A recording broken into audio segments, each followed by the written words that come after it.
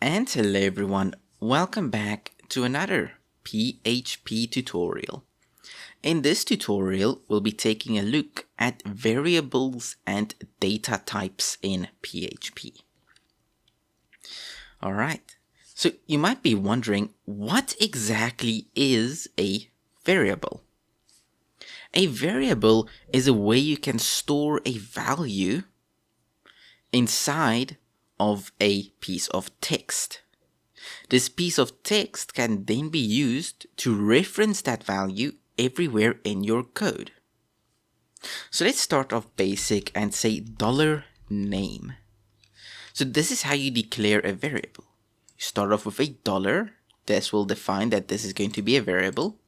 And then the name you want to give the variable. So this could be age, value, whatever. It doesn't really matter. I'm going to call this name, and I'm going to assign it the value John. So now name has become the value John. Now to prove to you that we're storing data inside of this piece of text here, we can use echo $name. And now if we were to go to our website, you'll see it is very bright, but it's John. If we were to resize this. So this value here contains the value John. Okay, this should feel a little bit better on the eyes, so not that bright. Okay, now we can create multiple variables by going $ and just putting something else here like age. And we can make that a number such as 19. So here we can put age there. And if we run, if we refresh that, we get 19. You know what, we can actually put this on right here. So now we have these variables which we can use inside of a place like echo. Now when creating a variable, you should keep a couple things in mind. PHP variables may only use basic characters like A to Z, 0 to 9, and underscore. This means that special characters such as, let's say, a question mark is not going to be allowed inside of this variable name. So you'll see we get a red squiggly that says this token is unexpected because it doesn't know what this token is doing here. So even if I do this, it's going to break this, and you'll see now this is no longer the same color as this. This goes for any special characters like brackets, dot, comma, these. Anything that doesn't fall into this category, so either a number or a letter or an underscore. Anything that doesn't fall under these values will not be considered part of the variable.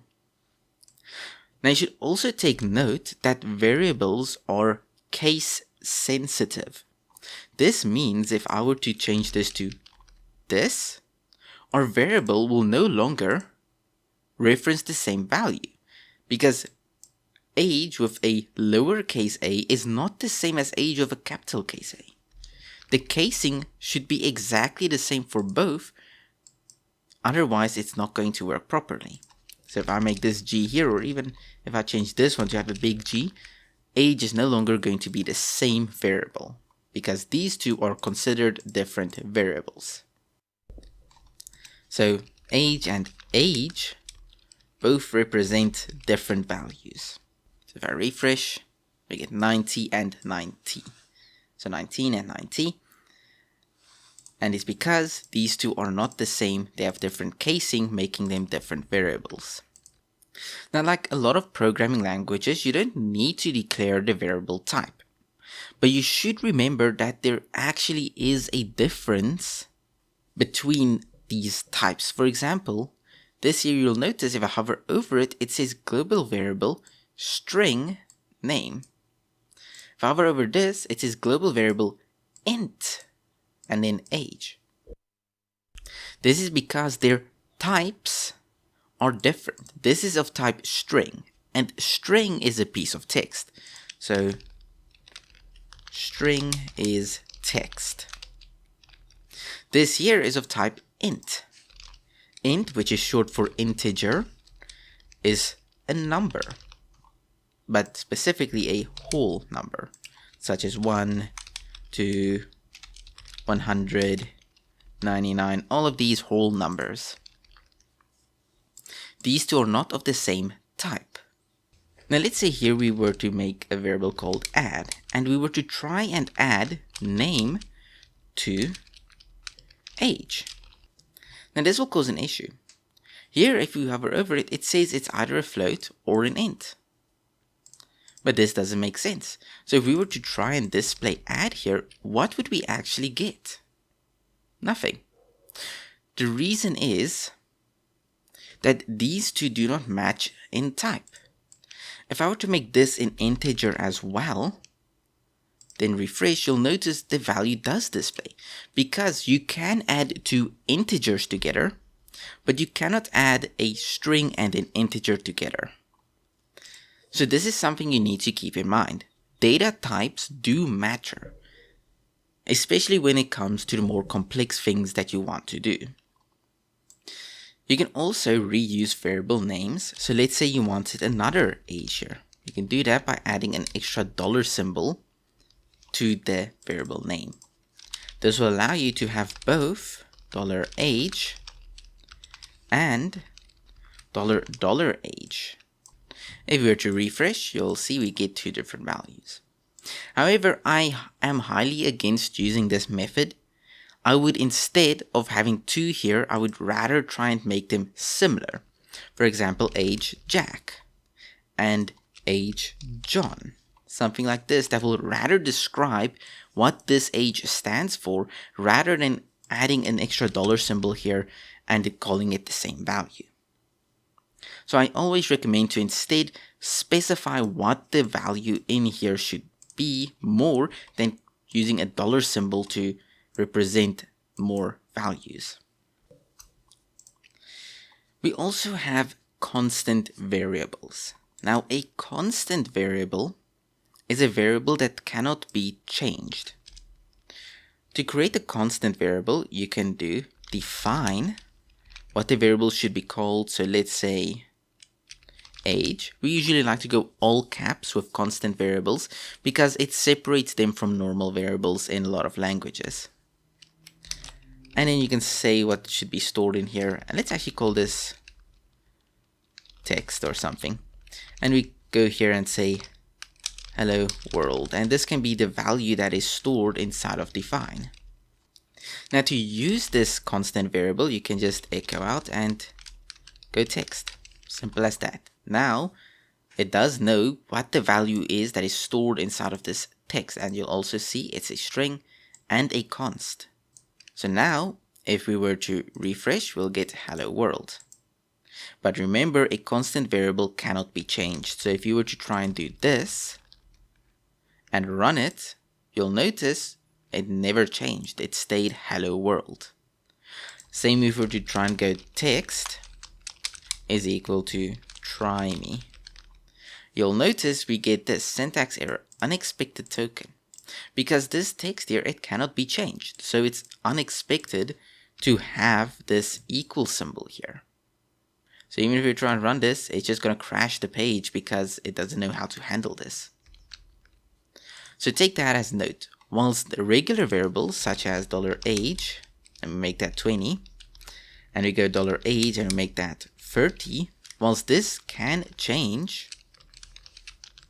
So now we have 30, and if we're doing an echo before this $age, you'll see we first get 20, then we get 30. So you'll notice this can change. However, constants are constant. They cannot change. They have a set value that you gave them from the start. Perfect. Now let's go deeper into data types, now that we know the basics of variables and how they work. So first you'll have the null variable. This is a variable that doesn't really have any value. So if we echo out get type $null, and of course with a semicolon, then we'll get null because this doesn't have any value inside of it. So it's not considered anything. So if you just have an empty variable lying about, it will just be considered null. Then you also have your string type variable, and this is a piece of text, so piece of text. If we were to get the type of this, it will tell us it's of type string. So we'll know it's a piece of text. Then we have our int, and this is of course a whole number such as 203. If we put int in here, you'll notice we get integer. If you hover over it, we see it's of type int. Int and integer are both the same thing. We also have float, which is like an integer, but it's a floating point. So 20.1, 0.3, 3.1415. These are all considered floating point values. So they're not whole numbers, they are just regular numbers that have floating point values. You'll see it's of type float. If I refresh, it says double. Take note, double and float are actually the same thing. So you don't have to worry about the difference in text that is being used here. So this float here is the same as this double here. In some languages, there are meaningful differences between the two. But so early in your programming career, I don't think it really matters to tell you the difference. They're pretty much the same. You also have bool. Now a bool is short for boolean. It is basically yes or no, but represented as true for yes or false for no. So if we go true, you'll notice it says, my bad, bool here. It says boolean. If I hover over it, it says bool. This is pretty much yes, and false is pretty much no. This is more important later on. For right now, it's not too important, but it's basically just one of two values, true or false. And then finally, you have an array, and this is in square brackets values such as 1, 3, 5, 7. This is an array of integers. So you'll see int and then brackets to represent it's an array. So if we go here and put R here, you'll see it says array. Now we'll get to arrays later on. They're pretty useful, but for right now, we don't have to worry too much about it. Alright, now that we know variables and data types, let's put them into actual use. So let's say we have string 1, which is of type hello. And then we have string 2, which is of type world. And remember, pieces of text are allowed to contain HTML. Now here we can echo out $string1 dot $string2. Now this dot symbol here is basically to concatenate or to add two different strings together. So you cannot use plus here. If we were to use plus, we'll get nothing in return. So we use dot to add this string to this string, and that will give us hello world. And I forgot my space. There we go. Now I get hello space world. Similarly, we can use $int, which is 24, and $float, which is 32.98. We can simply add them together using plus, so $int plus $float. That will give us 56.98. We can also store this value inside of a sum variable and then echo out the sum. So you can add variables together and then store those variables' return value inside of sum or another variable. We refresh that, we'll get the same value in return. Now there is something you should take note of. So I did say earlier that you cannot really add a string or an integer together. That was not entirely true. If we go num1 and we make it equal to 20, and we go num2 and we make it equal to 10, we can add them together by going num3 is equal to num1 plus num2, yeah, there we go, and then echo out num3. And you'll notice we do in fact get 30. But this is where an issue may come into play. What if this wasn't a number? What if this was oops? if we were to try and add that together, we won't receive anything. It is highly, highly, highly recommended never to try and add a string to an integer. Because of a situation like this, if there's a value here that is not valid, your echo here will become invalid and it will just say, oop, there's nothing there. So this is completely possible to do this. However, I highly recommend not to do it because it's just not considered good practice, and in the long term it will come back to haunt you. So I don't ever recommend doing this and just keeping this like this. If both of these were strings, of course, and were to refresh, we'll still get 30 because this plus symbol here is specifically used for numbers. So take note of that. Even though they are both strings, you do not add strings together using a plus symbol. So only add numbers together, otherwise you will get an issue. And that is pretty much all there is for today's tutorial. It's already pretty long. I just wanted to show you all the basics of variables and data types and some of the caveats that comes with data types and variables.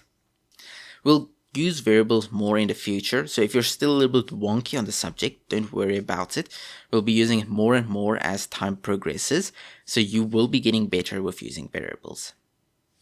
Thank you all for watching. I hope you all enjoyed, and I will see you all again in the next PHP tutorial.